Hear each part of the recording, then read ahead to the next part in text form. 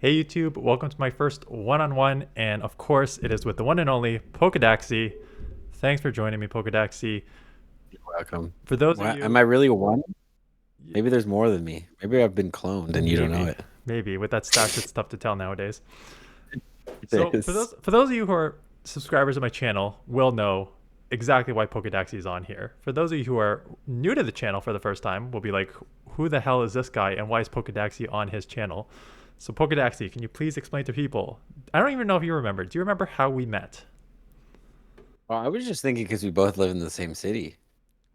In But wait, what do you mean? Do you remember? I don't remember how we met. Did we meet in person the first time? So, from my memory, is Ottawa 100% was the is like the only reason we're friends, and I'll tell like kind of a Oh, it's not like a no, funny no, story, but like no. people people talk to me all the time now, be like, hey, can you reach out to like the trainer club, or can you reach out to Brandon Tan? I'm like, why would you think I know those people?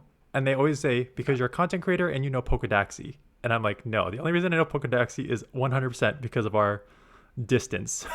So for those of you who do not know, we just live on, I was going to say, we used to live on opposite sides of town. You're now a little closer to me, having moved out here a little bit closer. Um, Wait, did you move? you moved, my man. Are you I living with moved Poke? further. I moved further. I moved further from you though. No, I thought you moved. Anyway, let's not disclose our No, locations. no, no. I thought you moved closer. How far are you from my house now? You're like 25 minutes before. It's about the same. Okay. It's just the highway. You just take the highway and you Yeah, just you just drive for a while and then you find Dan Otto's house. That's kind of how that's you. true. So we were friends in the game early, because Ottawa had this probably one of the biggest discords, but it was only an Ottawa Discord at the time before it opened it up Hmm. during COVID. Remember that? And Yeah. I was already friends with you and Pokemon in the game. Like we were already best friends in the game. Can you remember this? This is crazy. I don't remember Yeah, this. This is so long I've got ago. like an album Five right here. years. Yeah, it's probably been like 5 years because Yep. we were friends before COVID, and I remember like we probably already had like a lucky trade, and then I remember you just like starting your YouTube channel, and I think I like randomly came up on my feed, and you had like 5,000 subscribers at the time, and I messaged you Okay. again. I'm like, man, I just saw your YouTube channel. That's awesome. And then I just checked today Were because you that's doing YouTube when did you start your channel? well, I'll talk The about same time that. as me? No, I was Okay. years later. I was years later. Okay. Yeah. But yeah, now you're 614,000 subscribers. That's crazy that you're at that now. Fourth largest in.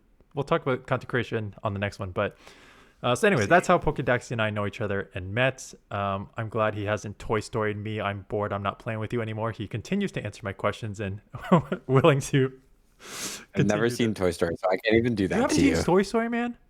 Maybe when I was like 5, Oh but my I haven't days. seen I it. guess there is an age gap between us. How old are you? Like 23 ish? Four now. 24? Yeah. Okay, yeah, I'm 37. So there's definitely an age gap between us. Yeah, different Um, cultures. so, anyways, that's how we met each other. And outside of, I think, Ottawa, I don't think we would be friends if it wasn't for location. Because, well, like, I was just going to tell this story. When we went to New York, we drove down in the same car, and people were like, where's Pokedaxi? I'm like, I don't know. Pokedaxi's doing his own thing. And you would have Yeah. your, I called it the 100,000 subscriber plus club. You and Zoe and Trainer Club and Mystic. And I went to Nicest Party, who had like all the Twitch and Pokemon Go battlers, like Home Slice, Battle Bill, Mish, Dunebug, Yasser, like they were all at that party. So I think Yeah. like outside of location, like I'm very glad that like we met. We're still like in communication, but I think like outside of Yeah. location, it probably would not have happened. Yeah, I think it's an interesting thing because, like, part of it too is like it is, you know, technically part of your job. You probably make some sort of income from it. For me, it's become a full-time job, so it's like kind of a weird thing when like we go to those events because we both have different goals at those events, right? Like I remember that weekend we drove down. I think that's the weekend I got really, really sick, but I had the meetups I had to do every single week, so I would be hanging out there at the meetups doing the meetups, and then I would have to film videos. And I'm like, Dan Otto doesn't want to walk around with me while I'm filming it. Maybe he does, you know, maybe Dan, you do, but Dan's probably there to go meet the PvP community, talk to Dunebug, regional champ, all that. Like, so I think, you know, we come together great when our goals, I guess, align. But then obviously, like, you know, you're a PvP channel. I do PvP sometimes, but I'm a Oh, tips and tricks channel. So we'll talk about that. you, yeah, things don't always aligned. But you know, at the end of the day, it doesn't mean we're not good friends, and we always have a good time when we're chatting. And yeah. Yeah, and I know this is part of your job. And the second question I have on the Pokemon Go relationships, like, I know Brandon Tan came to Ottawa and you guys were hanging out a lot. Did he stay with you, or he was at least over for dinner once? Brandon Ton came and he stayed at my mom's house or my parents' house, I guess. And actually, I was still there, but this was just before I was moving out because when Brandon Ton was there, I remember I was going every day to different apartments to scout apartments and potentially sign leases. And I actually signed my lease when Brandon Ton was in town at my parents' place. So yeah, I was like on the verge of moving out, but he did stay at my parents' place and I was still staying at my parents' place. So we did actually get a good time to chat, but not that that again, it goes back like bro, when Brandon Ton was here, he was going all around to different communities, and this guy was going from like 2 p.m. till like 2 a.m. and then he would sleep and then he would do that in a different section of Ottawa. So again, it goes to it like me and Brandon actually didn't hang out that much because I was doing different stuff. I had different like I was making videos at home, blah blah, and Brandon was there to meet the community. So we just had different goals, So you know. we'll talk about Brandon in a second here, because that was well. I'll just talk about it now because I'm the side of Ottawa that I'm on was like dead for Yeah. Pokemon Go. It was like just quiet. I tried to get people for like big Glow Fest Facebook group, like come on over, and there'd be like 10 to 15 people. One of the members, who's now a community ambassador, met with Brandon for dinner, and like she picked his brain, and now there's like a community of like hundreds and hundreds of people out on my I end. was there actually. Yeah, Yeah, I so was like there. he like Yeah. completely saved Pokemon Go. So like I like appreciate what Brandon's actually doing for the community. He seems like one who actually cares about the state of Pokemon Go and the state of communities. But yeah, so Brandon came, Trainer Club came. I've seen you do a few things with Zoe. How? And then I know this is part of your job. Is it you reaching out to these people, or are they reaching out to you? And is there anyone that you haven't collabed with that you're looking at, like, oh, I really want to do something with this person? Um, I think at the start, a lot of it was reaching out to other people and kind of like almost slowly building. It's always, I find the best way to do it is always having a proof of concept. So, for example, the PvP showdowns, you know, you see me battle Zoe, Gilly, um, who else I battle Brandon, all that stuff. But like, that doesn't just happen overnight. First, I'm battling, you know, casual coops, and then I'm battling Dan Ottawa a bunch of times. And then I'm, you know, and you're kind of like slowly I guess building this proof of concept that this series is fun or whatever. So then when I reach out to Zoe, I'm like, "Hey Zoe," and by then like I was already friends with Zoe in game because like I'd asked her at some point. I was like, "Hey, oh, you want to be friends?" Blah blah. But then like you kind of like you know you build that start of that relationship, and then at one point you're like, "Oh, you're like I do this cool series. Check out this video." She can quickly check out the video and be like, "Oh, that looks sounds fun. Let's do it." Blah blah blah. And also a lot of them are fun and collabs and stuff like that. Like it's usually mutually beneficial. Usually This one will mutually not be beneficial beneficial. for you, but it'll be beneficial for me. No, I think it will though because you know people are getting to know me more a bit, hopefully in a different way. But it's usually mutually beneficial, especially just because even if like let's say like you know this doesn't pull in a million views, but it still like gives me the opportunity to like practice being interviewed or like there's always like these hidden benefits that come out of these things. So I think you know you reach out to people, but you always want to go in prepared, and also just like a cold outreach is always going to be tough because you still have to have some sort of connection. Like I don't know if I wanted to like do a collab with Dunebug, like I don't know why I keep bringing up Dunebug, but and I was like, oh, there's We a went to the regional same. champ, he's really good at PvP. Let me battle him. I've never talked to the guy, so I wouldn't just out of nowhere. I would first reach out, be like, oh, you want to add me, blah blah, or congrats on the win, or like, you know, talk a little on Twitter, Instagram, build a friendship, build a relationship, and then, you know, when the time is right and if the idea is good, then reach out. It's perfect because I've got this one with you. I've got Home Slice booked for the next one, but this is like my idea is to like be like, this is the proof of concept. Like, hey, I did this Daxi and Yeah. Home Slice. Are you interested? But yeah, reaching out is probably a good idea. And I guess last one in Pokemon Go relationships for me, it's not. I'm not even talking about like the content creators anymore. I have established sort of friendships in the community out where I am, plus downtown. When I work downtown, a lot of us go and raid during lunch hour. Yeah. Where did Yep. you? Because I know you have a few like friends from the community. Like, where did you meet Yeah. them and how? So it all started. It was me and my mom started during COVID, and we would play, and it would just be me and her in the car driving around. I was going through through chemotherapy at the time, so I couldn't really actually talk to anyone and make friends. And it was in Westboro, and I was raiding, and this name kept popping up every time we would raid, because it was back in the day when you'd have to coordinate a raid, be like, oh, like you going to this raid at this time, blah blah blah. And Priestley and Kid Beans, which was a guy who had 2 accounts, would always show up to the raids, and he'd be in every raid. And at one point, I think he noticed our names, and he came outside his car, and then he waved at the window, and that's the first Pokemon Go friend I guess we ever made, because it was both me and my mom's friend.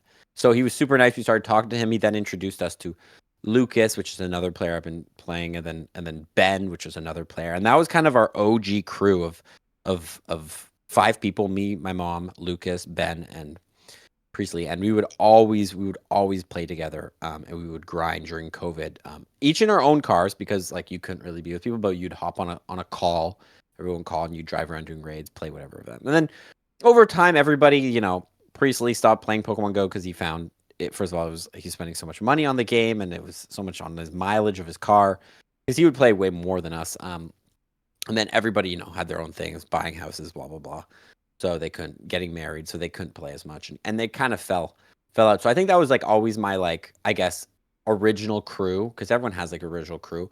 But the thing is, like, once you start making videos about the game, which is kind of what I was starting to do as at this point ish, or like right at the end of my chemo, it kind of became a job for me. So it was like almost like I didn't want to burden these people with, like, I'm not going to go out and play with my friends, and just stand there with a camera. So I would always like almost distance myself, and me and my mom would go off on our own and do our own thing. So and the group just, I guess, I don't know if it was natural or it was just like a forced kind of, the group fell apart, but everyone just kind of ended up doing their own things. And then now, like, yeah, like I guess I don't really have that many like original friends, because pretty much most of my Pokemon Go career, I've always been a creator. There's only been like 6 months ish where it wasn't, I guess, a job or something I could take seriously. So And we'll get I don't know if that answers your question. Yeah, yeah. That's And we'll my get into history. content creation like right now, but it's funny because the same thing. How much time has passed?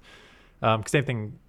When it first came out, when I was first playing Pokemon Go, I was playing with the community. Like, you had to go to the event, you had to go to the raid, you had to be within, like, it's truly the one time that you would randomly talk to all these strangers on their phone. Like, usually you're like stranger on their phone, you leave them alone. But this, like, you playing Pokemon, and you like talk to people. But yeah, that was like pre-kids. I've got 2 kids now, and my oldest is 6. Like, that was a long time ago. So times change and what you're able to do. But content creation, you are, like I said, the 4th largest Pokemon Go content creator in the world. But I think I remember some of your videos. It's not even that you really were like super, I want to be a Pokemon Go content creator. You just you just like making content. You like started before Pokemon Go with like your own content channel. Yeah, I always wanted to be a YouTuber, was the thing. And it's the dream old job that every kid has in when they're growing up. And I honestly, I don't know if it's an interesting thing, because it was like, part of me was like, it's gonna happen, it's guaranteed. If I work hard, it's gonna happen. But then also part of it was like, maybe it just won't happen, and I'll just have to find a different job, I guess, to do. So it's like this weird thing. But yeah, I started in 2017. I was making YouTube videos for a while, and then yeah, when I first picked up Pokemon Go, I'd already been doing YouTube for three-ish years, posting videos very, very consistently that got no views at all. So I had already had like a basis of like how to create content.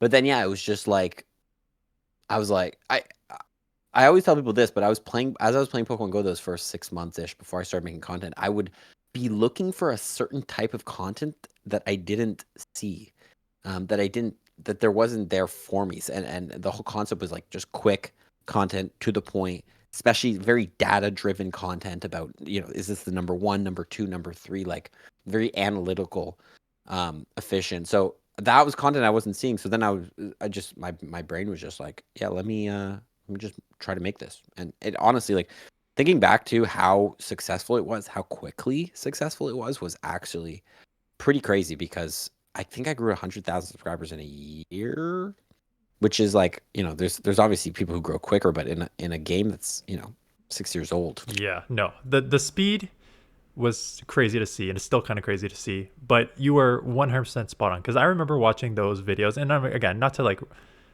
crap on these guys, but like Mystic and Trainer Tips used to put out basically 25-minute videos about, this event, and it'd be 22 minutes of them like eating sushi, walking around the beach, and then like 3 minutes of the event, and you just kind of cut the first 22 minutes and be like, tips and tricks. This is what you need to know. Yeah. And I think you're right. I think there was a missing like space for Missing that you piece. filled.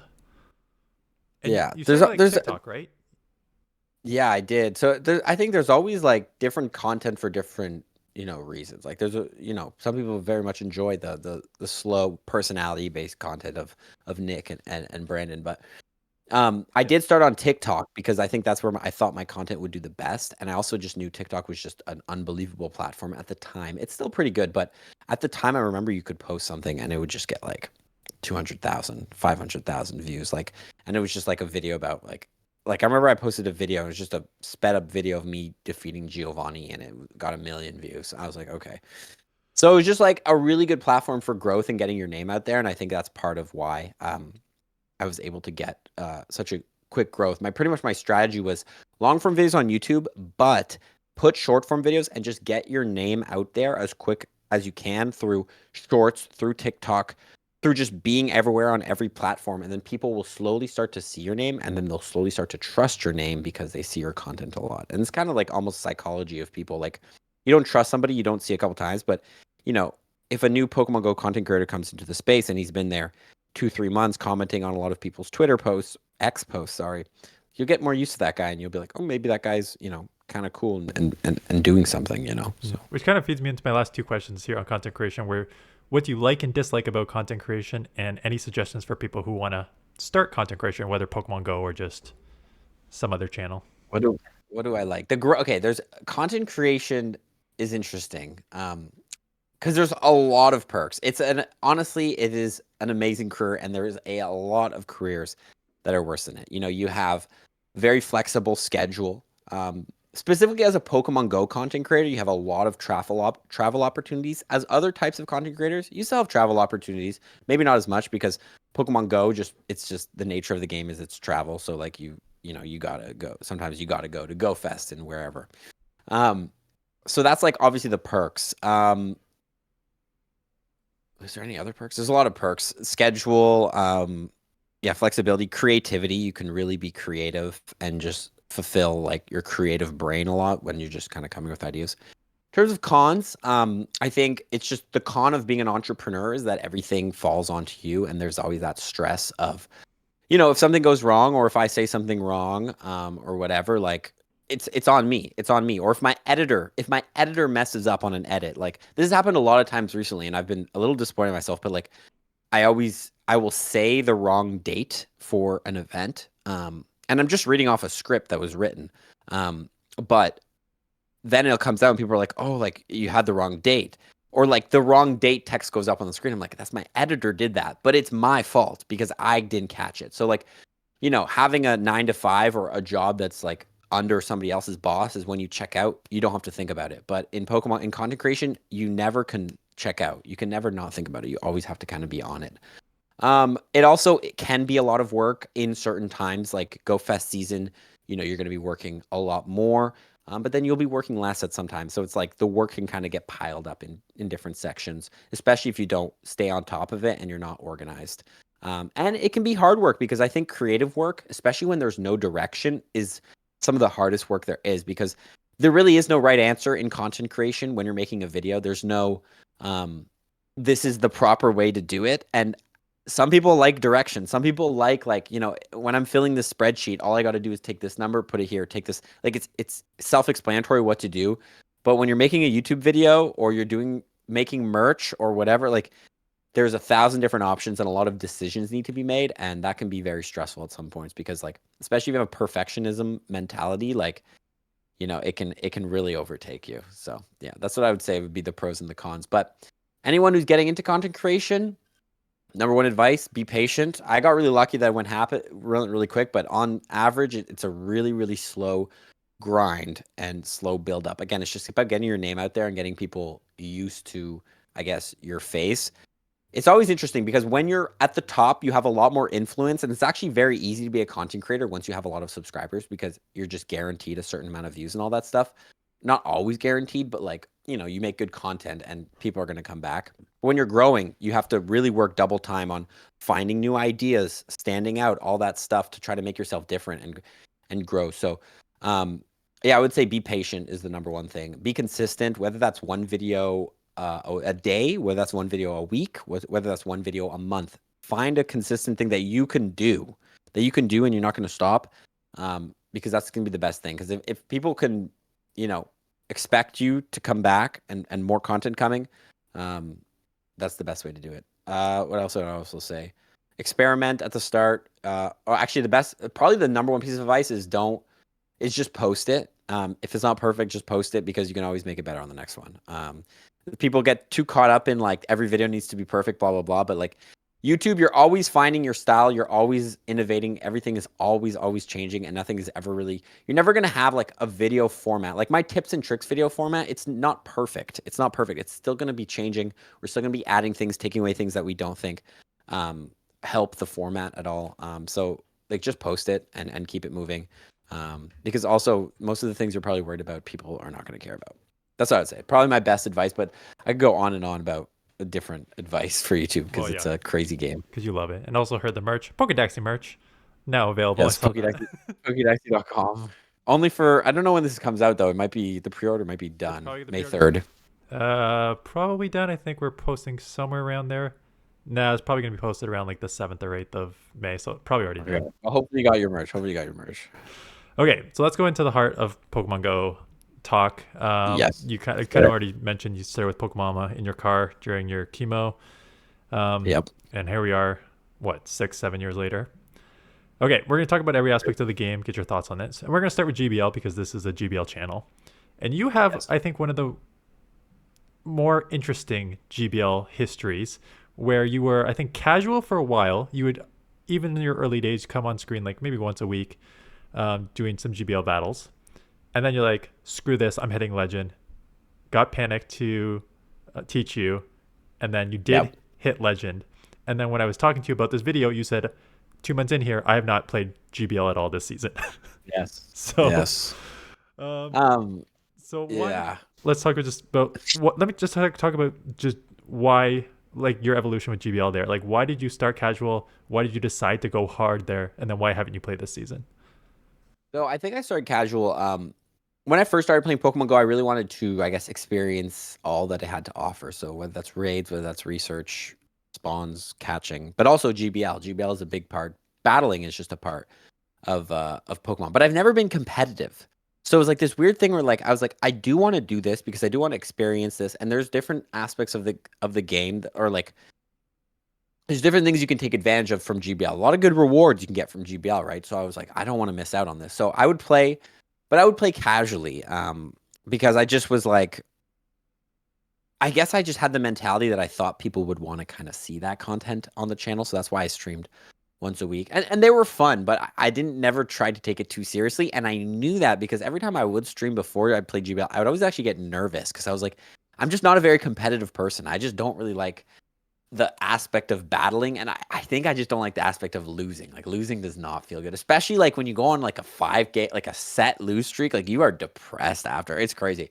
Especially like maybe not everybody feels it that way. And for some people it motivates them to do more. But for me, it's just like, I don't even want to play. Like there's been plenty of streams where I've lost a bunch of times and I've just said, okay, we're ending the stream. Like this is not good for my mental health. So then, yeah, so that was kind of like just my mentality. I was like, I have to do this because I want to do everything. I want to show off everything in game. I want to be like the whole idea of the channel was the master of everything, master everything in Pokemon Go. And then I honestly have no clue why I decided that Legend was it, but I guess like was it content creation over time? Because I was always wondering, like, is he doing this because he just wants to be like, this is gonna be a cool thing for the channel, or is it just like personal? Okay, that's definitely. Don't get me wrong. That's definitely like a part of it. Like the idea of hitting Legend, especially because, you know, having a story like that. Like I thought the idea of hitting Legend is just a good story. It's just a really interesting story. Just seeing the build up, the ups and the like. That's just interesting to see. And like, you don't really see it. Like PvP content creators, you don't really see the whole story of it. You see like, oh, I hit Legend with this team, or this is a good team to hit Legend, and you see the slow and the team showcases, but you never see like the full story of Home Slice Henry in season. I don't know, what season are we on now? like 20 18, something. I don't even know. 20. Yeah, 22 You something know, like you that. don't see Home Slice Henry seasons 20 story of like showing off almost all his battles and the ups and downs and the teams he uses and how he climbed through. Because first of all, it's just really annoying to film. Like that's a lot of content to film. And then you also have to like piece together. So I thought it would make a good story, but then also I think I was just kind of getting better at PvP. I think actually the showcases was it the PvP showdowns also potentially maybe motivated me a bit because I feel like I was doing pretty well in those. I feel like there was something before I reached out to Panic that happened, but for some reason I can't put my finger on it. But I think I was just getting better at PvP, or maybe just getting more interested in PvP. Potentially there was some interesting move updates. What season did I hit it? It's probably I like don't remember. maybe 3 or 4 seasons ago now. Yeah, 3 or 4 seasons ago. I'm anyway. There's probably a lot of factors. There's never one factor that really makes it happen, but content was probably a really big reason for it. And then yeah, we pushed. I actually tried it 2 seasons in a row. The first season I failed because again, like whenever time I would still have that feeling of nervous, and I still didn't like being competitive. Um, I also really didn't like just battling alone. Like I really like the idea of streaming and battling because it's just more fun like you're doing with other people. But like sitting in my room tapping on my phone and then just like either winning and feeling pretty good or like raging like, and especially doing that for an hour because doing all 25 sets it takes like an hour, right? Like it takes 15 minutes. um it just never appealed to me, so I would really try to make it fun. And I thought, yeah, I have to hit legend. I thought it would be good for a video, and then after that I hit legend. I think I played a bit of PvP the next season, and actually I think I hit expert the next season, so I was still up there and I was still able to do it. But then it was just I think it was just a very time consuming thing. And it was a combination of the time consumingness and also just like not really enjoying it. Again, like I think it can be fun, but I just wasn't really enjoying the stress it gave me. It wasn't even actually the battle mechanics because I think GBL has like a lot of intricate battle mechanics and all that stuff, but it was just the stress. You know, you say like it's never fun to think about, okay, for an hour I'm gonna have this roller coaster of emotions of winning and losing and then getting mad at myself for playing not good and trying to fix it in the next battle. But then the next battle I couldn't even win because it was just an auto lose because of alignment. Like so like it was just never fun. And then I slowly stopped, and then I think my focus just completely shifted to content creation and different stuff. So I kind of like I guess I kind of left my GBL my battle era behind and moved on. And yeah, I haven't touched PvP because I haven't really had a reason to touch PvP. I actually just recorded a fun PvP video with my Discord. But I was like, oh man, I'm not even. I'm rank 1, so I was like, I'm not going to battle in rank 1. So I actually just asked Discord people to battle me, so to try to get around that. But yeah, like I haven't really touched PvP because again, I just don't really get much enjoyment out of it. I feel like I don't know if I want to say like I feel like I've completed, but I feel like if I wanted to hit legend again, I could put in the hours. I know I could put in the hours, learn the new meta, all that stuff, and make it happen. But I don't see the value. I just have other things in my life, I guess, that Yeah, I'm focused on. it makes sense. So to wrap up PvP, I'll kind of say two things. One, I actually was like super impressed because there's people who on my like subscribers on the channel who have been playing for 10, 15 plus seasons, and they're only getting to like ace, maybe Yeah, veteran. And to see you actually like pick up the skills pretty quickly to hit legend was actually pretty impressive. I was gonna ask like, is there anything like maybe not because it is a battling competitive thing. Is there anything that could happen to GBL that would like interest you, or even not even just you? Like I'm trying to think like Scope is coming in, they can do what they yeah, want with this. What like how could GBL change to bring more people to the game? Because when it started, you're right. I think like 90 to 95% of the people were like, I just want to try this because it's a new part of the game. Battling is such a big aspect of the OG Pokemon series. But now, like, you're lucky if like 10% of the player base plays GBL. yeah. Um, I've made a list recently of feedback brought to Scopely. A couple things I want to see changed in GBL. The first couple ones, I don't know if they'd bring me back, but I think they'd just be better. Obviously, I think a casual mode would be really good for people to just like no rank, no rewards, all that stuff. Just a battle. And obviously you can do that with your friends all the time, but like not everybody has friends. It's just so much more efficient to just hit a button and get matched up. Um, Also, like Spring 6 pick 3 is like literally the competitive format, and you cannot do it unless you are at a competitive, like, how do you practice for that? So not having, and even in the main series games, like they have it, like you can match up and play competitive format stuff against people. Like you'll get displayed the Pokemon that the other person has, and then you can choose your 4 to bring or whatever, like the rulings are. I don't know why they don't have that. I think that would be huge. I think in terms of like what would bring me back, um, probably would be, I think, I don't know, this is never going to happen, but I think abilities would make it just so much fun. I think GBL is intricate, don't get me wrong, it's intricate, but it can get a little bit like, I don't want to say a job, but like, to get really good at GBL, you have to study counts, you have to study move timing, you have to study these analytical things, I guess, where like it's almost like the person who wins the game has like the most like analytical knowledge, you know what I mean? Like when I'm playing a GBL match, I feel sometimes like I'm a math teacher, because I'm counting 1, 2, 3. Okay, he has 3 fairy wins. Let me swap out, but and I just don't get a lot of enjoyment in that. But I do believe if abilities came to Pokemon Go, where there's just like some sort of other wild thing that could just happen. I don't even know if like abilities, but like I don't know, like this Pokemon, you give this Pokemon an item and it makes it so it takes less damage from fairy damage, but you put that on a Pokemon that's like weak to fairy or something like that. So then like, bring in your Pangoro and it's taking neutral damage from fairy or whatever. I don't know. I think something like that could be completely fun because it would add like a lot of just more than it just being, I don't want to say GBL is straightforward, but like I feel like if you really took the top players in the world, it can become a very straightforward game because of just like the optimal play. There's always an optimal play, you know what I mean? So it's all about finding that optimal play.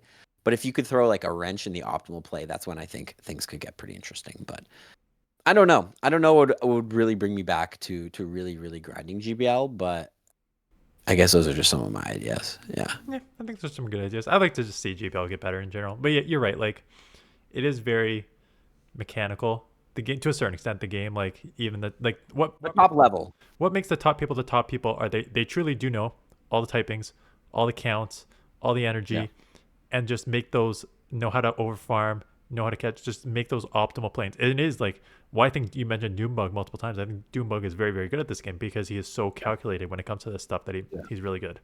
But let's get away from GBL before we lose all of our audience who are new to this channel. In-person events.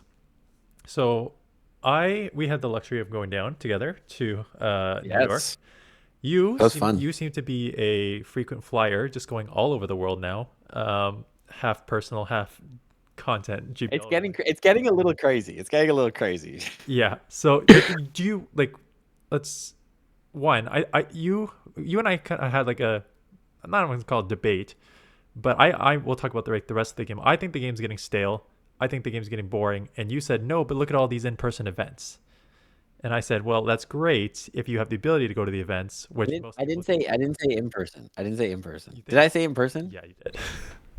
This is funny. I actually had a whole yap session about this morning, and I made a tweet about it. And it's honestly my most like interacted tweet in a long time. And I was like, is there too many events in Pokemon Go? Yes. And a lot of We're people gonna are talk saying about that yes. next. We're gonna talk Well, about the next. let's talk Okay, about let's talk about now, because I said let's get right into it. I made a video that said I think it came out like a couple weeks ago. I am overwhelmed by the number of events in Pokemon Go, and I explained in the video like 6-7 years ago we would have like 3 events a month. Two maybe. Maybe right outside of like ignoring raid hour and spotlight hour, those have been around forever. But outside of that, it was one community day a month, and maybe one other event per the month, Yeah. and that event Raid would day, last like research day. that would go like 2 weeks. Now Yeah. it's potentially like 4 or 5 events per week. And again, we'll even ignore the ticketing, which I think is outrageous. The amount of tickets like that they try just get money from you. But for me, when I see the number of events that are, it's just like, here's an event for whatever, I don't even know, Wednesday to Friday, and then during Saturday you have a Dynamaxer thing, and then Sunday you got a other community day, and then here comes a different one event on Monday, and here comes the regular Tuesday and Wednesday events, and here's a new event coming next week. Like that's overwhelming to me, and it gets to the point where it's like you're forcing me to play. I know what you're trying to do. You're trying to get to engage with the game every single day because that's how you get the player base to play, and that's how you make money and all that stuff. But when I see those, I'm just like, I actually do not want to play. It like forces me to go the other way. But you have a different view on it? This is my view on it. I think this is what I kind of came down to. Is I don't think too many. I can see Dan's perspective, and I understand like overwhelmingness can be an issue and can be like a turnoff for people. I don't think it's actually a huge issue, especially if you just look at it of like, okay, let's say you go to a buffet and there's all these foods you can eat, but you're only going to eat the foods you like. You know what I mean? So if you look at events in that way where there's all this, but you can skip blah blah blah blah. If you look at it that way, I do think it's healthy. I think the problem comes in when the events are mid and not good. And the way I say if an event is mid or not good is when you can't really take advantage of the event without spending a lot of money. You know what I mean? So like if they're like the Paldean Toros event, I think that was a bad event that we haven't had an event that bad in a while because like you couldn't really do much unless you spent remote raid passes to get the other, or you spent money on hatching eggs.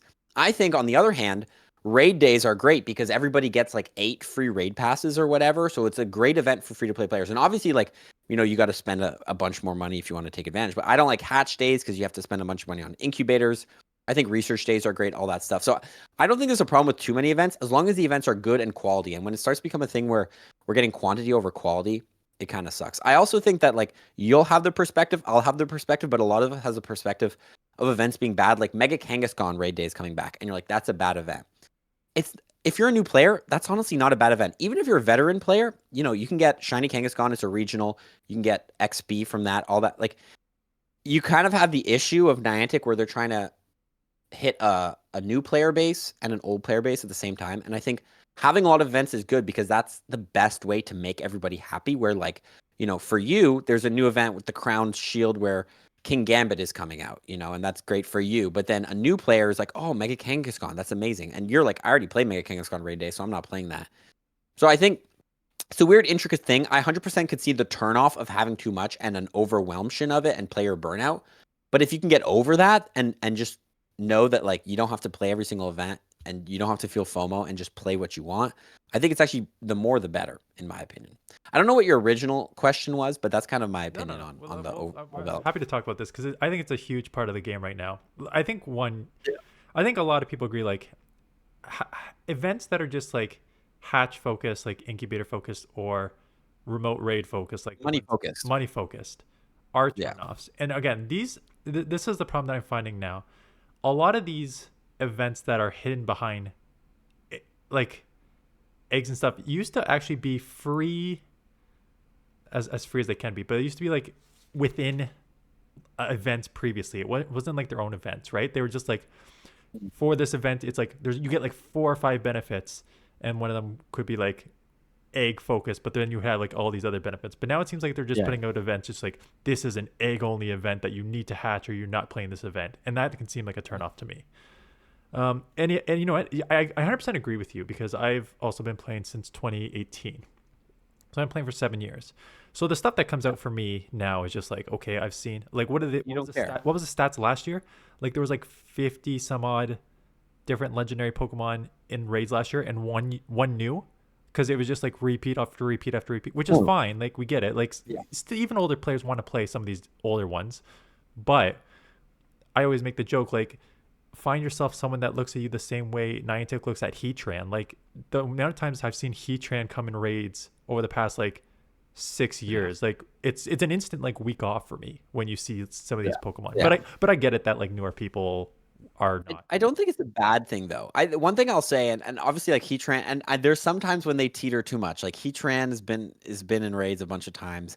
Feels like obviously the Tapus feel like they've been crazy, but there's 4 of those. So I don't think it's always a bad thing because I think a lot of people like, I'm like, okay, like what would your ideal Pokemon Go experience be like? And they're like, oh, like Mewtwo in raids, then we get Rayquaza, and then we get Dawnwings and Necrozma. I'm like, that's just unrealistic. You have to have highs and lows. You have to have week offs. You have to have events that you don't play because that's what's going to make the events that you do play, the exciting ones, even more exciting. And like, again, maybe they could do it so like there's only exciting events in Pokemon Go and they just spread them out more. But I don't think there's anything wrong with having, because this is the thing, is like you blame Niantic, but it's like Niantic can't make Heatran shiny better. Like that's Game Freak's fault. You know what I mean? Like the shiny sucks. I'm sorry the shiny sucks, but it's not Niantic. Like Niantic is still going to release it because it's a Pokemon. It's part of the Pokemon universe. You know what I mean? So I don't think that like having times off sucks. You know what I mean? I think it's just that, like, yeah, when the events start to get mid or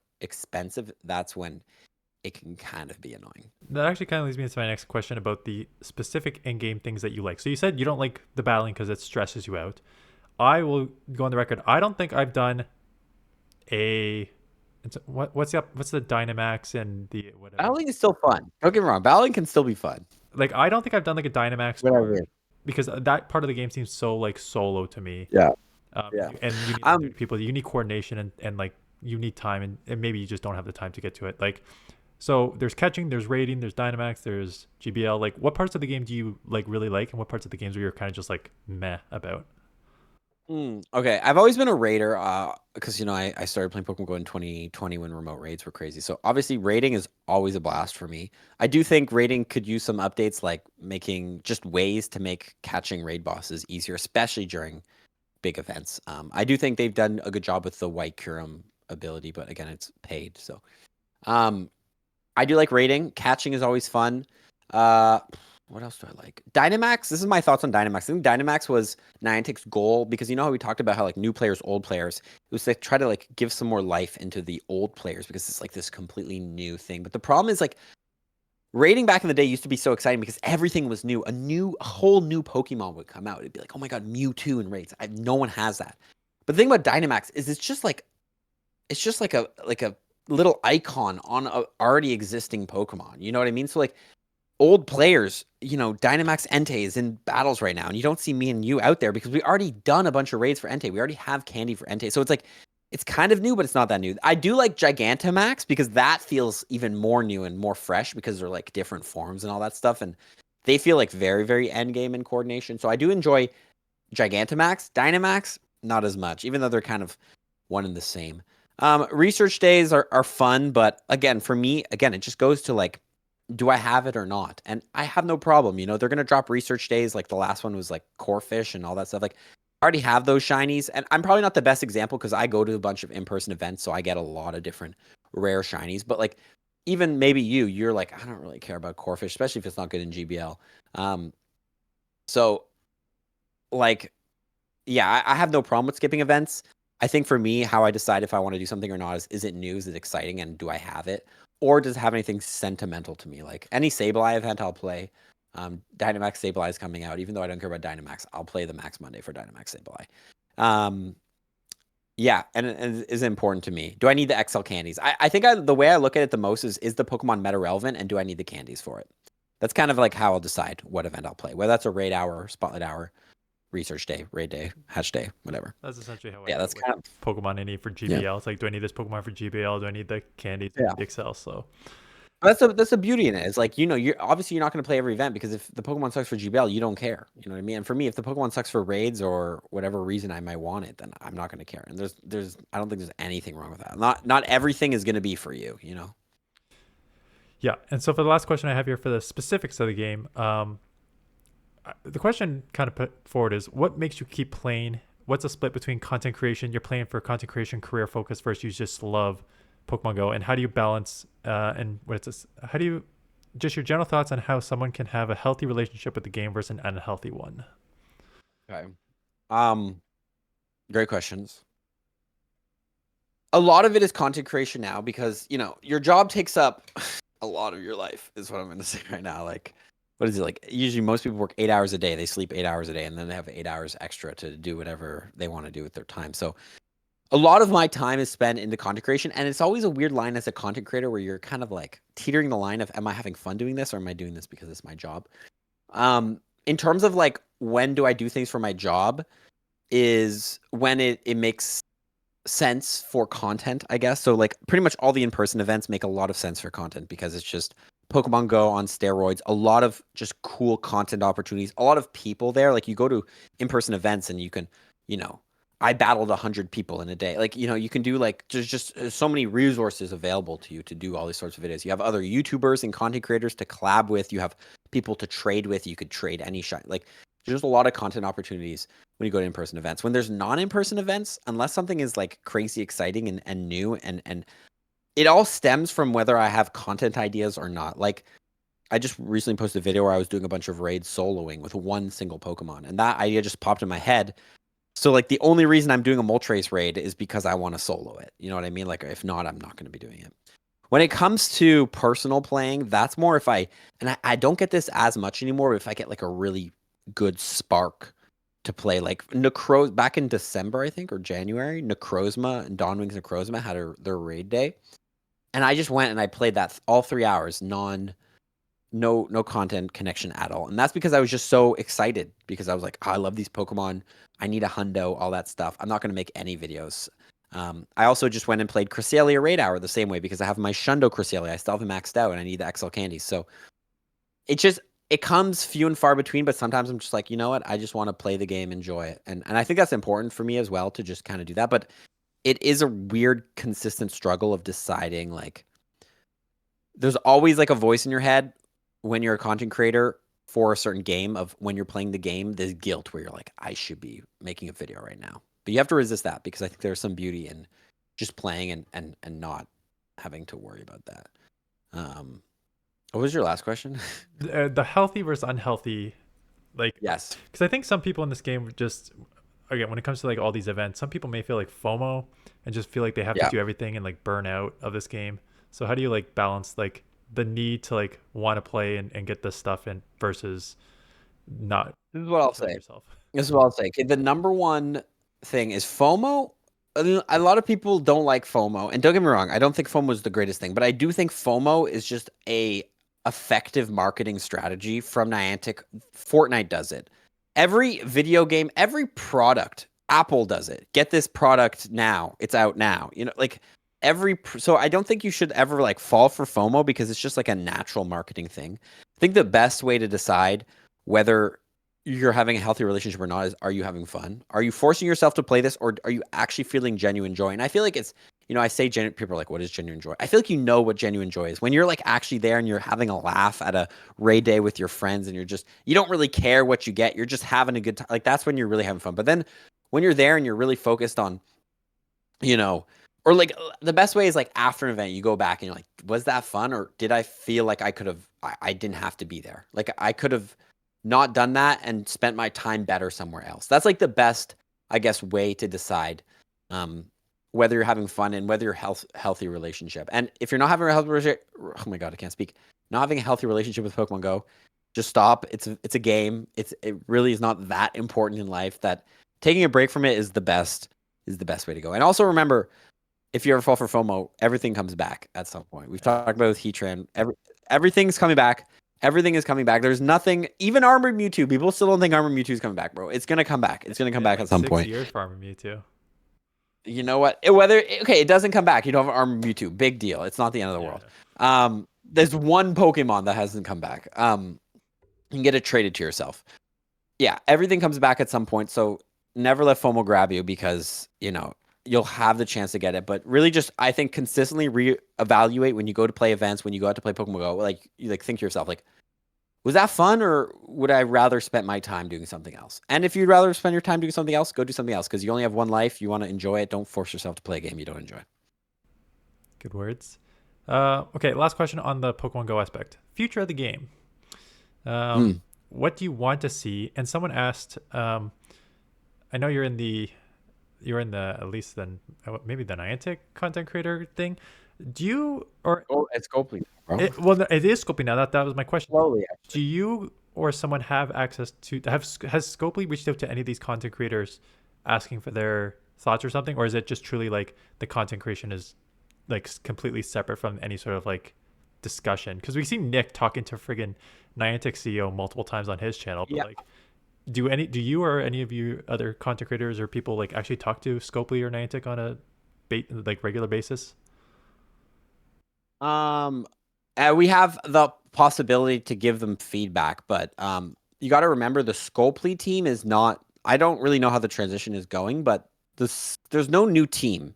When Scopely acquired Pokemon Go, it's the same. They acquired the whole team, so the people who worked on Pokemon Go under Niantic are still working under Scopely, and that's who we're able to give feedback to. So I can give feedback. And going to your question, future Pokemon Go, I have like a long list of feedback of that I've shared with them that I just think should come to Pokemon Go, and just so many ideas. And if we just sit here all day, it would just take us a long time, but I can go through a couple ideas of things I want to see. I think any quality of life feature, I think, is something that will always benefit Pokemon Go. Skipping up or speeding up the Pokemon appearing animation, like we had with old AR Quick Catch. You know how you can speed up an egg animation? It'd be cool when you click on a Pokemon if you can like double tap, so it just zooms in a lot quicker. Same thing with trading. Should be able to speed up through your trading, evolving. A lot of people have said like, can we bulk trade? I don't think they're ever going to do that, because then it's like, why would you ever individually trade a Pokemon if you could just bulk trade? But it would be cool if you could like tap the screen to like speed up the trading animation so everything happens faster, like egg hatching. Same with evolving. Same up with like after you battle a Team Go Rocket member, all that stuff. It would be cool if you could see your IVs on your storage menu, or an option to like long hold see the IVs, so you don't have to always go into a Pokemon. Flexing with your friends, it'd be cool if your friends can see the IVs of your buddy Pokemon. Be also cool if your friends could see if your Pokemon has a background and you get the background behind your trainer. Could be cool if you could tag friends, like the tag system, but for friends. Also be cool for making Pokemon easier to catch. That was an issue I talked about. Like if you could like hit multiple excellent throws in a row, and like you get like a combo. So every excellent throw you hit, it's easier, and it rewards like skill-based, excellent throws, but then also just makes legendaries easier to catch after hitting successful throws in a row. Specific things like send all gifts and open all gifts. I don't know how that's not in the game yet, but that 100% needs to be in the game, in my opinion. So my question, not even a question, it's I forget what study it was. A lot of these things that you mentioned would be huge quality of life improvements for all of us. However, it would speed up the amount of time that we would need to be on the game. If you made all these animations faster, if you made us be able to send, it basically it's easier for you to do that and then close the game faster, as opposed to, I found that like someone mentioned this one point that like if you keep these little animations in, if you have to send one gift at a time, it just keeps you on the game longer, which is what. But does it make your game experience worse? No, of course. If your game, yeah. So I think the best thing that they can do because I do see your point. For some people, maybe they're like, okay, I'm able to do all my tasks and go, but if your gameplay experience and your player experience is the best, that's going to be the best way to increase the amount of playtime people do.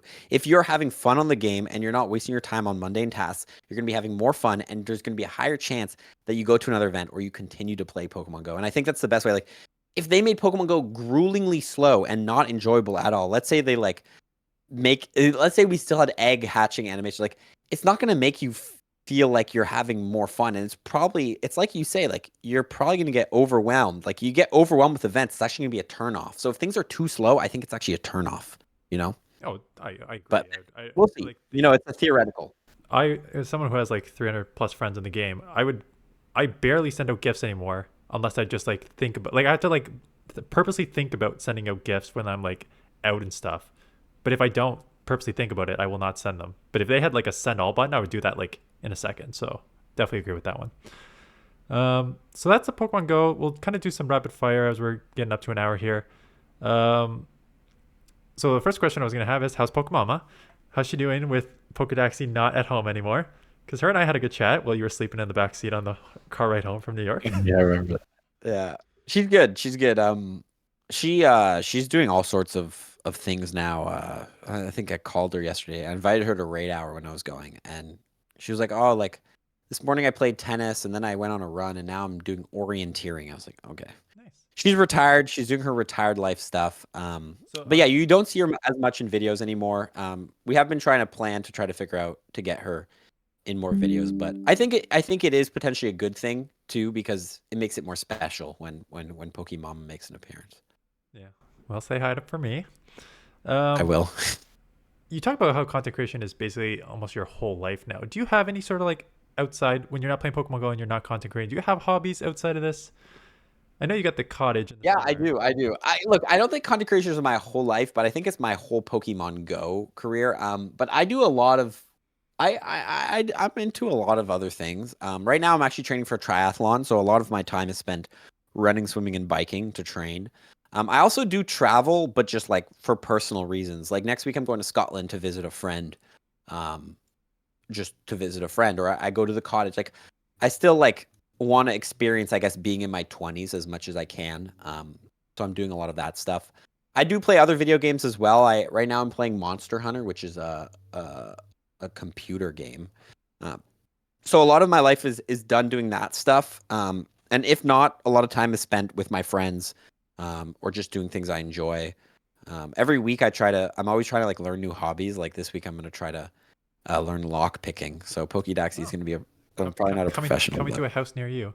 Um, yeah. so one of the other questions that kind of tied in what you said is, where do you want to go to travel either for where are you going for Pokemon Go events for traveling, and if you outside of Hmm. Pokemon Go, where would you like to go in this world? Great question. So I'm going to be going. I'm on the fence about going to New Jersey, but I'm going to be going to Japan for Osaka Go Fest because it's the first Go Fest. I always try to go to the first Go Fest. Paris because Pokemon is from Paris. I'm actually French. I actually recently was allowed into the birth registry for France, Oh, so I'm actually officially French now. So I'm oh. gonna go to my home country's Go Fest, of course. And Jersey, I'm on the fence for. So you'll catch me at those two Go Fest for sure. Maybe New Jersey. But that's kind of like it for Pokemon Go events, really. I think these past couple months have been really, really busy. I guess like the first half of the year is really busy because you have the tour in February, and then usually have city safaris early in March-ish. Maybe I don't know if they're always at the same time every year, but I think so. And then you have Go Fests in the summer. But then the back half of the year, I guess November potentially has a whatever the wild area event if they do that again. So yeah, that's where I'll be. And then places I want to go personally, I'd love to go to South Korea. I always had a dream to go to India, and then when I got back from India, I was like, okay, well now I need a new dream place to visit. And I don't know if South Korea is a dream place to visit, but I think it would be cool, and I think their food would be really good. Nice. I've never been. My wife, same thing. She's a traveler, and she's talks about like Yeah. when she's retiring. Like, oh, I want to go here. I want to go here. I've never been a traveler, so it's one thing that I understand how cool this world could be, but I've just never had that bug that other people have had. Yeah, that's fine. Couple of things. Um, let's one. Do you as a someone who's lived in Ottawa for the first time? The Sens have been in the playoffs for the last 7 years. Do you follow sports? Yes. Did you watch Oh, let's go. Did you watch the overtime win last night? No, they were doing brutal. Last night was Okay, crazy you did though. watch the Last game. night they took it Yeah. was yeah, it was honestly like I don't think that like look, I'll say here, Toronto definitely has more talent than us, but I think last night was a really, really good, entertaining roller coaster of a game with the back and forth, and I'm really happy we took it.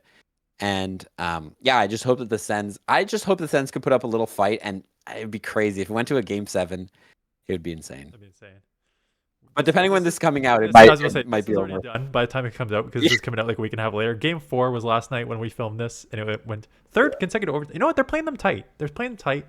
You They can, are you, like yeah, the you can tell first game was rough, but first game was rough. You can tell Toronto's better. Like just they have like better. They have oh yeah, like Matthews and Marner and like this yeah. the skill that they have is much better. But you know, the Sens are up and coming, right? This is You never know. you know, It's sports. Anything can happen. anything can happen. Anyways, yeah. Just thought I'd outside of that, a couple Pokemon Go questions. One, what is your favorite memory from an in-person event? Oh my god. Probably you can actually maybe see it here. There's like a Ditto right here. Yeah. Somebody made me this Ditto and brought it to me in person. Which was crazy. Also, actually, no, thinking back, even crazier than that, I signed somebody's leg once and they tattooed it. It was crazy. Whoa. Yeah, that was probably, I don't know if that's like, Is that I cool or felt is that it kind of was like kind of weird? weird. I don't know. Like I'm gonna say my signature was probably one of my best signatures I've ever done because I really I focused. was I gonna say really that's like focused on almost added pressure. It's just like my signature Yeah. changes every time I do it. Like if for to have to, Yeah, no, it was rough, but it was crazy. It was a crazy experience. And I was like, oh, like, yeah, yeah, that's all I have to say about that. uh, someone Alfie who's also from Ottawa says, "What are you going to Yes. use your first bottle cap on?" So for those of you who do not know, Ooh. it was Pokemon. Bottle cap is an item that allows you to boost one of the three stats by 1 to 3 points, which is cool. Again, Yes. as someone who's never played the main series games, that's awesome. Like I've got two. I've done probably like 150 Mewtwo raids, and I still don't have a Hundo, and I've got a 14, 15, 15. So the first one I get is going directly into that. Yeah, I have for me, I think I would go with I do have a lot of shiny 98s. I have a Mewtwo that's a shiny 98. I have so many Kyogre has been my hunt that I haven't got a hundo of. That I want to bottle cap. But I'm kind of on the fence whether I actually do want to bottle cap a I feel like it'd be fun to actually get the Shundo Kyogre because I've done I swear to God 100 trades for it. I don't know. That's a good question. I'd say Kyogre, but maybe something else. Maybe like a Ralts. Anything really. The great thing with ball caps is you just, you get a shiny 98, bang, it's a Shundo. So yeah. I think the last question here, someone asked if you want to look forward, 5-year roadmap for your career. Where do you see yourself in 2030? And they asked me that question too, which I'll respond after. I'll let you respond. Um, that's the funny thing is like you never Pokemon Go I think is gonna stay strong, and I do actually see myself potentially in 5 years still being in this space making videos, probably very different, probably doing different types of stuff. But I don't want it to be my only thing. I think for the past 5 years, Pokemon Go has been my only thing. So I have in the background, in the behind the scenes, been working on some other things, other channels, just other goals and other things I'm interested in. But I will say this, I do still see myself in content creation in the YouTube content creator space somewhere because I think it's just an incredible job and it's just a very flexible job and just lets me live my life the way I want to live my life, which is just like flexible, because I feel like just flexibility is freedom. So, yeah. Agreed. As someone who's coming from the exact opposite, a very rigid 9 to 5 World, yeah. job. I like people on my channel know like I work for the government. What they don't know is like I don't know if I talked about this. Like I'm tapped because I don't know people French. You need to teach me. I'm basically I can't go any higher because Canada is a bilingual country. French and English. You need to know French to get to certain levels. I'm basically already at the level that I need. Like I can't go any higher without French. So I need to learn French. So my director's always been like, you need to learn French. Start learning French. And I can't like. It's tough to tell him like, hey man, between my current salary and my Pokemon Go channel, I make more than you. It's just like the French, like you get a promotion, but the promotion's like not as big as you think it would be. It's not, yeah. That's what you mean. Yeah, so I don't know. I'm at the front, like the fence right now. Same thing. Like I'm trying to figure out like what I want to do with this channel. I started a second channel, more economics, political channel. Whether I want to put all my focus there or just do learn French or step back. Like I'm gonna have midlife crisis soon. I'm coming up on 40. Time to have that midlife crisis. So figure out what I want to do with that. Yeah, we'll see. Yeah, I think it just depends like what you want, and like what your goals are and where you see yourself in 5 years. And for me, yeah, again, I just want to be flexible. That's my main thing. Yeah, well, content creation is definitely a good way to do that. So yeah, that is it. I appreciate you coming on. Thanks all for watching. Like we said, Home Slice Henry is next. So let me know in the comments below if you want any other content creators here, and I will see you guys in the next one. Okay, so let's do some GBL battles, and we are at rank 1. What I'm going to do is I'm going to get you to play one set of GBL, rank 1, that's fine. And each game we are going to do something different. So in the first game, I would like to use a team with your favorite Pokemon, either from the original games or your favorite Pokemon that you use when you play GBL anyways. Okay. And why? All three or just one? Three favorite Pokemon from either GBL or the games, and why. So why is it Sableye and 2 others? What if I didn't put Sableye? You cannot put it in Sableye. You can put in 3 others and just no. We're gonna put Sableye. It's my favorite Pokemon. It actually wasn't my favorite Pokemon back when I played the main series games, just because there was just stronger Pokemon in that game. But it just became my favorite Pokemon here. Honestly, people ask me a reason why. I don't really have one. Zangoose is another Pokemon I really love. I think this is just a really good coverage set of moves it has, being a cool normal typing, but having Shadow Claw, Close Combat, and Ice Touch. I believe this move set actually, this is similar to like what Annihilate has, but it has like pretty much the best coverage. I don't think there's a single type that can't be hit for at least neutral damage with those types of moves. Yeah, that's a Squishymon though. It is a Squishymon, and don't worry, you're gonna have a squishy team coming up soon. Okay, okay. Ooh, okay, my third pick. I would like to go with something that I like in the main series games, but I just don't have it powered up. Turtwig was my first ever starter. Yeah, Um, that's so why I I always allow. loved using. Sorry, Sorry. that's why I allow people to play with Pokemon that they like from this because I don't want you to build up three Pokemon. Because like because I only played Red and Gold, and my two Pokemon that I used every single time in Red were Pidgeot and Alakazam. So Okay. Pidgeot has some play, but Alakazam has absolutely no play, and I've never used it, so I don't want to force people to build Yeah. stuff if they. Okay, so for the third pick, what am I gonna go with? That's a great question. Oh, I could just go with Feraligatr. I do love Feraligatr. It's a deadly in PvP. It's super fun to play with when you just like auto win. Um, let me go with I saw something up here. Let me go with Sand Slash because this is one of the Pokemon that took me to Legend. Um, It's a and good it was reason. honestly it's just a good coverage. Very cool typing, although it has like some pretty big weaknesses in the good matchups it can really cook and it has great coverage too. So I don't know let's if see what you'll. we can cook up I was at gonna say rank I don't know one, if you'll what we're find gonna those go up weaknesses in against. rank one. Well, Lapras is Lapras is pretty crazy. meta. Lapras is crazy to see. I honestly, so this is the thing is, I was a Yeah, water it's gun not even Lapras. I Psywave. haven't, I haven't even, I don't really know what's cooking in PvP. I know Lapras is big. Grumpig is cooking this season from what I've seen. But I really haven't played, so I don't really know like what matchups are good Well, and here's the all sort that. of pro for you. One, you look like you have Dazzling Gleam on, which is the right move set. Yes. And Psywave would be the tough move set on Lapras, but they do not seem to be running it. Again, rank one, I'm expecting you to go 5-0, but we'll try and give you some tough ones here. A Honestly, Sableye. Wing Attack Charizard here. I think it's Air Slash. Air Slash. Oh, I didn't. Um, I was gonna say something I completely forget. No, honestly, Psywave actually wouldn't have been that bad there because we would have resisted You it. would have But resisted, that's true. yeah, should don't know how much I'm at here. These battles will maybe not be the most exciting. Okay, we're gonna. Zangoose can't really take a hit here, No, it but cannot. it can probably shield and farm down. And in the back we have Sand Slash, which we should be able to I get this assume you're farm down. comfortable farming, yeah. Yeah. Feel like Damn, a, we took so much damage. a Golduck in the Golduck. back. Wow. I The wonder how. water, the AVA water team. I wonder how. Dan, you're gonna have to give me a harder challenge, bro. Well, I do wonder how Niantic's because these are all bots, right? There's no one in rank one that is playing for the first time, so these are all bots. I wonder how they do their bot No, system. there always could be. You No, never know.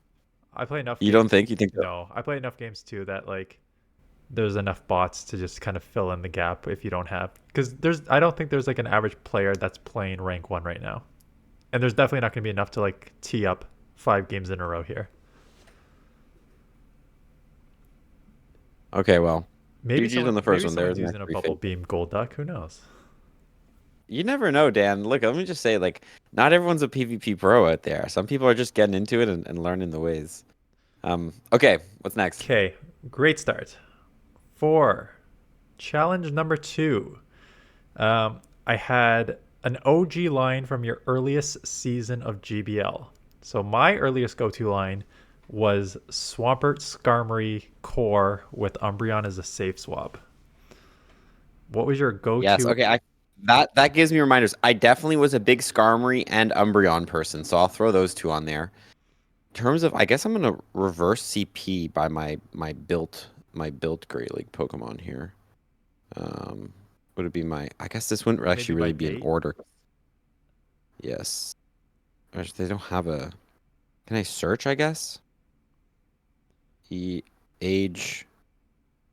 I don't know. It'd be like 700 to 1,000. That'd be just caught. That'd be just based on the day caught. Let me see if I can scroll here and find. Ooh, oh, Machamp was Machamp's old big. school. Machamp's old school. It, I ran Machamp because I just counter cross chop. I remember. I think my first PvP battles, my friend told me about the counter cross chop and how you just spam that and you just especially when you were low rank, like everyone just shields. So Machamp was always my lead, and it would always just burn 2 shields right away because people would just shield the 2 cross chops. So yeah, this is what I would say. It was a pretty OG crew here, Marowak but stuff though. it's not looking great. What do we have on this Machamp? We have Rockside. Okay. Rock Slide gives you coverage. Skarmory couldn't see this, so Umbreon would obviously be a good matchup, but um, yeah, you gotta kind of just stay and play this out. Yeah. Counter is kind of mid now too, so Counter's mid now, Shield of yeah. Shadow Ball, that's huge. No elite karate chop TM. And Rock Slide. And Rock Slide sucks too. Yeah. Didn't Cross Chop get a buff though? I think maybe. Okay. Throw this here so we can guarantee. Granted, my guess is that they're on Fire Spin and Shadow Ball. They don't have Bone Club. Okay, they get a shield advantage from me. Polytoad. Polytoad was one that I used early on too. Yes, that was an OG. I remember using that. Probably coming with Skarmory here. Yeah, I remember how spammy Polytoad. Again, I think my OG days were all about just having a Pokemon that does like the quickest charge moves, because people didn't really know how at least the people I was playing against didn't really know how the game worked at that point. So you just, as long as you throw charge moves, people would just shield and then you can just win. Oh my god, they're running. Crazy. Huge move. Yeah, I still like running spammy Pokemon, honestly. Anything that spams hard in like 10 to 12 turns. Okay. Gonna absorb this next Blizzard on Umbreon here. Or you could probably maybe outpace here. My guess is... What's that? Almost a catch. Oh, talking about OG Mons. Oh, Stuntus, yeah. Yeah, I guess it was a little bit later in, but what else was popular back then? I was trying to remember. I think like I used Swampert, Skarmory. I think Registeel was pretty old, but that was before Zap Cannon. That was like old school Focus Blast Flash Cannon. Focus. Yeah. I think A Marowak was probably one too. I think that was like one of the OGs. I have to watch my oldest videos, but even I started making videos in season 7, so I don't even remember some of the. There was only like 10 to 15 Pokemon. Machamp is a good one. I get some chip damage. I remember the Umbreon mirror matches and just how annoying they were. Yeah, I think that's why Last Resort as one of his first community day moves was because it's like, oh crap, everyone's just mirror matching here. Okay, my guess is you never know, but they throw Rock Slide, so I'm guessing they're only on Rock Slide. No, I guess they're trying to bait me at full HP. Never bait an Umbreon. Never bait an Umbreon. And the problem here is we are... Oh, they're letting that through. Interesting. This thing is really spammy, though, so it might be able to get... It might need to catch or something. Or I just keep the shield for a Skarm. Yeah, we'll let this through. Should survive. No, we have way less HP than I thought. They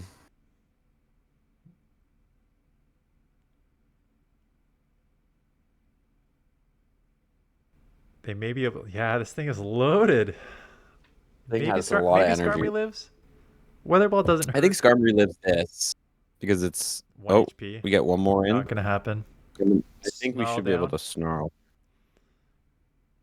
Yeah. Wow. Ooh, close one. Okay. Tight. Bot took you down pretty low. Damn. That was not a bot. That one was not a bot for sure. Too low. Okay, what's next? Okay. Game number 3. 3 Glass Cannon Pokemon. Oh my god. I'm talking 130 to 140 attacks. So, Shadow Typhlosion, Morpeko, Primeape, Raikou. Does this count? Shadow Raikou? Yeah, I'll give Shadow Raikou 1 for sure. Primeape's pretty attacky. Shiftry, is that pretty attack Yeah, rated? Shiftry's very attack heavy. Very glassy. There's nothing with Shiftry's an OG. Shiftry's an OG. Shiftry is an OG. I do remember running Shiftry a lot. Azumarill. Um, Azumarill's an OG since season 1. yes. Oh, that's actually a good point. Yeah. I also have that's a glass cannon. Obviously, I have Primeape. I feel like I have some other fun glass cannons. Torpedo. That is yes. That's so spice. Okay, let's do that. I kind of want Sharpedo in the lead though, so we'll do that. It's not Shadow, but we got two of them are glass cannons and Shadow, just to add Put to a it lot all. of pressure on your opponent here. Yeah, Gonzalo. Let's see what he's got. Has he got real Mons or? Okay, Crobat. well, I'm glad Shifty's not seeing this. That's for sure. This thing has what? Air Slash. We're doing the same amount of damage. Almost feel like well, Crobat could be pretty attack heavy, but I feel like Oh, Sharpie it beat just you in beat me in CMP. CMP. Whoa. I'm pretty sure. Do I survive that? No. No, Sharpedo's not gonna sit. I'm actually surprised Sharpedo did that weak on those waterfalls. I guess the shadow makes a difference. Ooh, an instant swap into Stunfisk. Um, nice answer in Okay. Shiftry if they have like at best Rock Slide here. Yeah, but I kind of have to shield because Rock Slide still. Rock Slide will still probably put you in the deep yellow. Shiftry is just that glassy. Yeah, and I can't really let the Shiftry. Should be able to get the shield here and keep a lot of health on Shiftry, which is good. Just watch for the air slashes on Crobat. That's true. I'm thinking I'm kind of just hoping that they don't have another ground type in the back and can do some. Okay, they're shielding. I think I could survive this one, so I'm gonna let this one through because I don't want to leave. Don't want to leave Raikou shieldless. Okay, Resisted Earthquake, interesting. still chipping a ton, and Oh my god, Obstagoon in the back. So this will chip. that's that's tough. This will chip. The problem here is just the situation I'm in. Oh, Wild Charge too. Lowering your defense would hurt here. I'm gonna have to shield this. I need 3 moves is the issue here, and I think the Crobat. The Crobat I should be able to potentially farm down. Oh my god, are you kidding me? They obstructed me. Okay, so your defense is going to be at pretty much 0 after this. Yeah, I think I'm just gonna get like mud. My mud shot is gonna. Okay. Okay. The problem here is the Stunfisk mud shots are actually gonna. I don't think I'm gonna be able to get rid of the Stunfisk now. But the Crobat I could probably farm down. If they give me Crobat, I win. But they're not doing that. Just Okay. got a Wild I Charge don't. this out. It resist, it'll still take out from this range, I think. Yeah. The question is, but I'm so debuffed. Will resisted air slashes were super effective? No, Oh, they have a move anyway. Damn, I was close though. I'm I was sorry that close. your record is already at 2-1. My record is ruined. Maybe I probably should have kept that move on the shift tree, but it's all right. Okay. Okay. What are you hitting me with next? Match 4, I have 3 Pokemon with the same typing. Ooh. I feel like water type is always Water type is usually effective. good because you can like save it with some ice Pokemon and oh yeah, there's Gliscopod with some bug. That's true. Yeah, there's a Jellicent lot with of water. variety in water. You could even have like Water's been poison. OP since like season 1, and Water's it's always been the strongest, pretty much. Like you got electric too. Yeah. Let's go with something a little fun in the back, like Greninja. See what we can do. Yeah, because I remember I always think of the triple water team with Walrein, Gyarados, and Kingdra. I think it was in the Ultra League. That did always really well. Okay, well that's tough. Well, they're on Steel Wing, so I actually probably could have stayed in there. We'll chip here. My guess is they're just gonna swap out though. Nope, they're shielding and swapping. Okay. Greedent with Bullet Seed. Bullet Seed Greed. Guess they just caught this during the current event. Okay, they're just shielding everything. Maybe that's Okay, we're just gonna. maybe that's what'll make your Sorry. next competition. Game 5, any Pokemon you want, but you have to shield the first two moves no matter what they are. I guess you would just go with a glass cannon that you'd shield Shield anyways. anyway. Yeah, that's smart. So the lead was Skarm, but now that it doesn't have shields, Galissapod could do all right versus it. Or honestly, I could actually just come in Greninja here and probably sweep the whole game.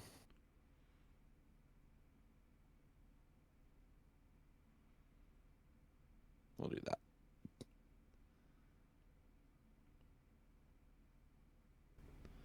They were throwing grass moves, right? They were throwing Trailblaze or whatever. Yeah, this thing has Trailblaze. Body slams. I mean, Greninja's so glassy anyways. Look at that. Okay. CMP like you've been playing for years. Sometimes it just happens. Okay, Skarm's coming in, so we're gonna have to. Oh, no, it's a bite. Golbat. Golbat. Glad it's not a anything else.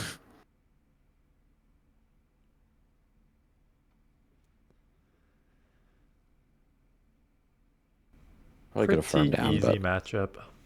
at this point, Greninja with two. If they're shielding the first two and they're letting my Greninja.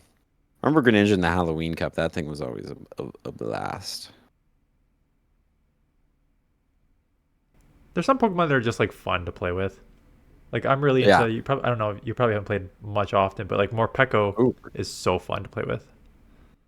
That is a Pokemon I have played with when it first came out. I don't know if it's gotten better or worse, but it's part of it is just how interesting I find it because The change form.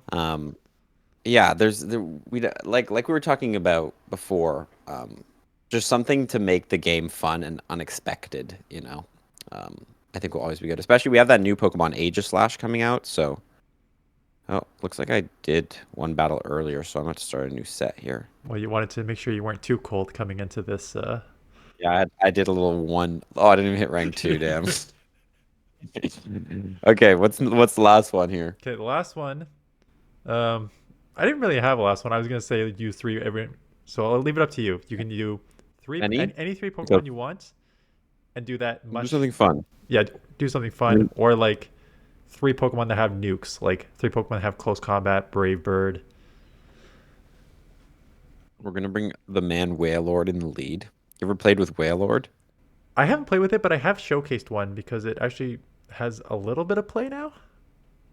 Does it? Not a lot. I think it had like rollout and it got like a buffed move too. Um, I don't. Okay. Oh, it does have. I'm not using rollout on mine. Oh, I find this thing's fun. Okay, we're gonna use this team. what was that? Just the Staraptor? biggest Pokemon imaginable and two literal Pokemon that can't. Like, if they get touched, they die.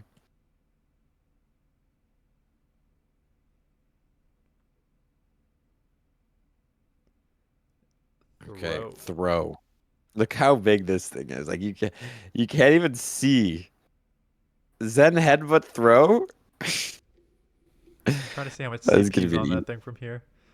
it's 1300. 1300, right? Okay, that's what I thought I saw. Wailord like has its own animation sizes because it's so big and they need to like zoom out extra to fit it. Oh, we gotta see him. Let's see how much of a tank it is. I think this Pokemon does have an insane HP stat, but low sweep, Low no sweep is problem. not that good of a yeah. This is what PvP is all about, using Wailord versus a Zen headbutt throw.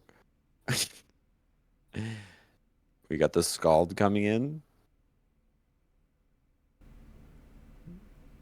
Opting to double shield their 1300 CP. Okay, let's showcase some other stuff. We got Staraptor. I think Staraptor is a really fun Pokemon. What do you have Because on I it? think just Brave Bird having close combat? we have Fly Fly close close combat. combat. Does it get Brave I Bird? just I think forget. that I think maybe I think just the flying fighting coverage is a fun coverage because like you're good against other fighting types. Oh my god, Whoa. goodbye. That wasn't even a powered up Yeah, Charizard. ton of powered. Okay, and our last Let's is go an to the close Arcanine. combat. No. Can't get to him. Okay, well, I guess we got to bring in Beadster here. This is another nuke. I wonder if I can survive this. Not if it's Let's like see Wild if Charge or it's something. got both. Psychic You'll Fangs? live, yeah. No problem. Yeah, I think Gallade's also a fun Pokemon, but it's just a little too squishy. I think there are certain Pokemon that are complete nukes, but when they start to just take like insane fast move damage from like resisted fast moves, that's when it becomes a problem. And Gallade's kind It of got Psycho Cut and everyone lost their mind for like 3 days thinking it was the best Pokemon ever, and then they realized like, oh yeah, this can't take anything and I'm not using it just anymore. too squishy. It's just too squishy. Okay, well there you go. Well, thank you for breaking out worries. the GBL battles. Breaking out the rusty GBL skills. Hopefully you enjoyed.